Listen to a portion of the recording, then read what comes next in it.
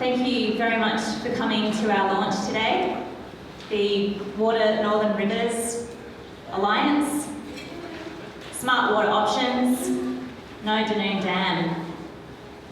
I'd like to introduce our first speaker, Annie Kia, who is a spokesperson for Water Northern Rivers.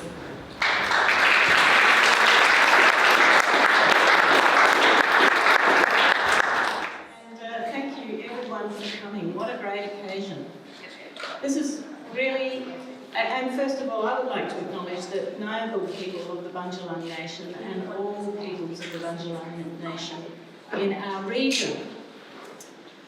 This is really an exciting moment, our launch of Water Northern Rivers. And apparently at this point I'm meant to unveil.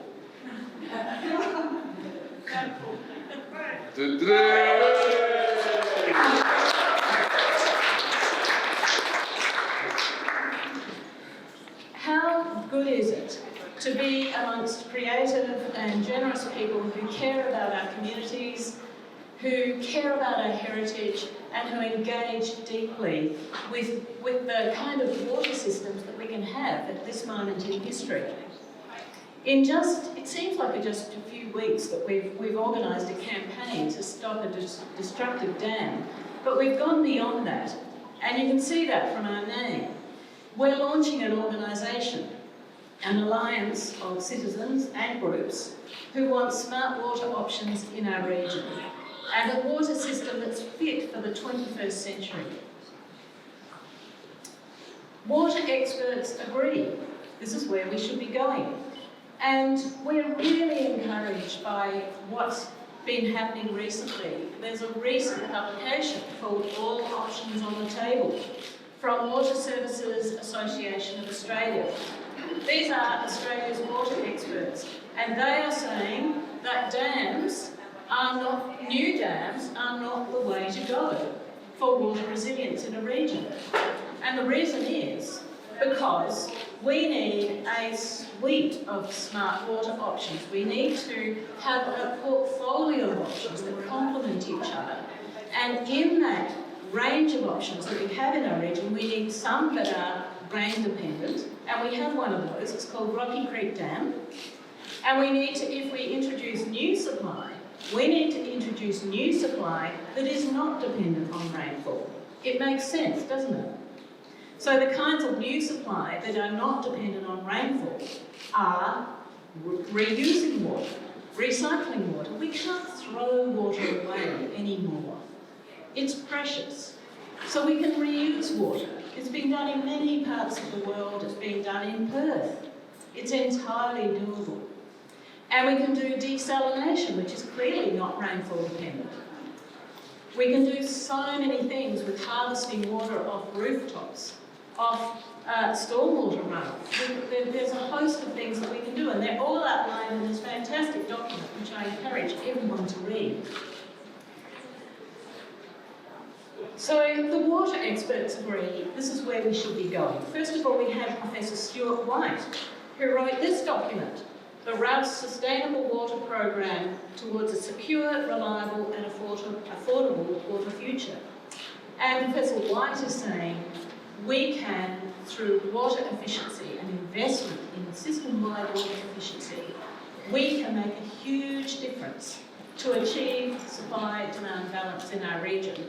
And using this approach, Sydney Water added 1 million people to their population without any increase in water use. How good is that? We can do this. We strongly urge Rous to make this investment. This type of work was not analysed or costed in the Future Water 2060 Rous plan. So that sort of work involves an audit of every part of the water system, every council long part, every facility, every school, every TAFE institution, and in those places, every faucet, every appliance, every behaviour and policy. And then after that comes the great big fix-it job, which involves fixing all of those things to achieve efficiency. And clearly the big fix-it job involves jobs.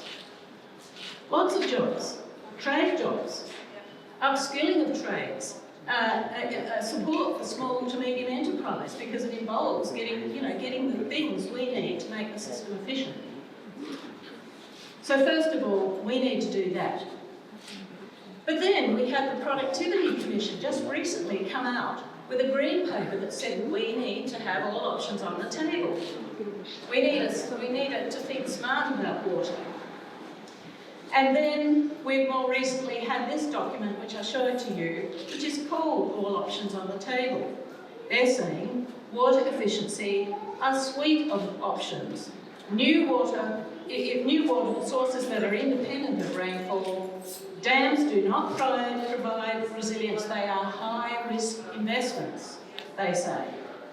In fact, I'm going to read something that they said here.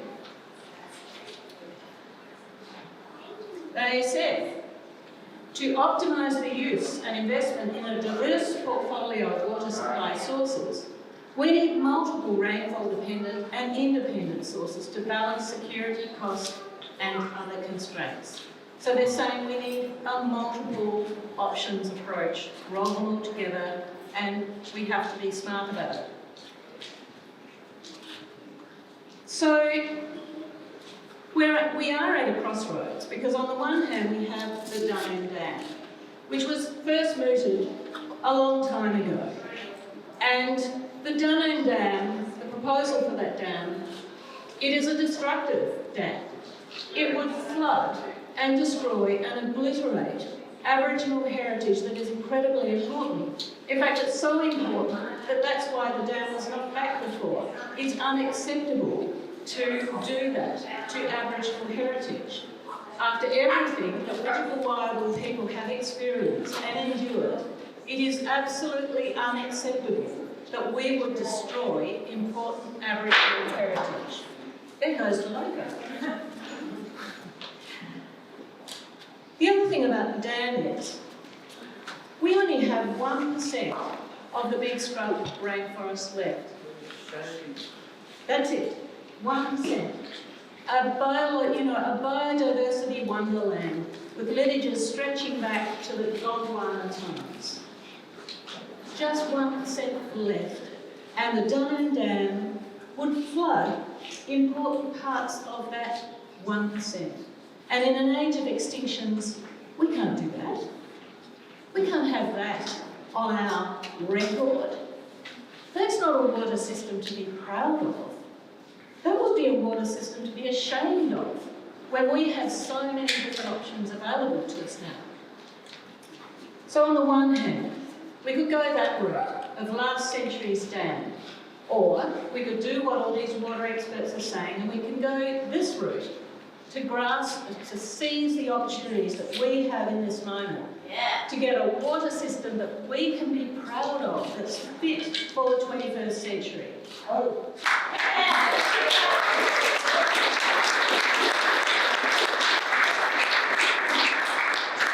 I think you know what people in this room want.